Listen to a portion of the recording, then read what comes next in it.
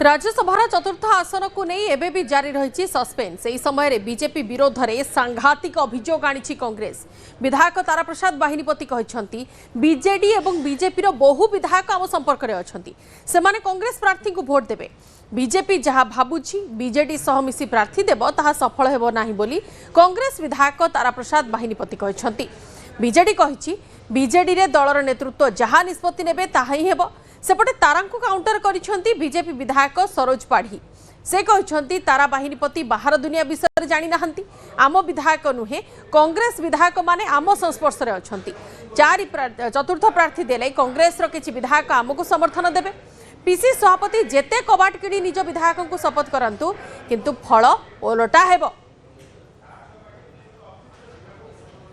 BJP रो जो चिंताधारा success हो पारिबनी।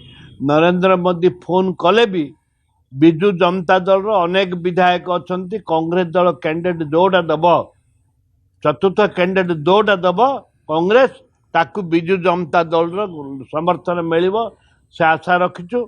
एवं बीजेपी भी किसी स्वाधीन बीजेपी भी किसी लोक वोट देवे। देखो तो यहाँ आम सभापति निष्पत्ति ने आम सभापति जो निष्पत्ति ने आम से ग्रहण करूँ से मोर स्टेटमेंट देवाटा ठीक नुह।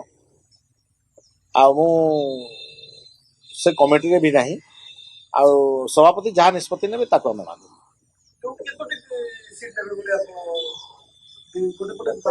समय कह कहवाटा नुह समय कह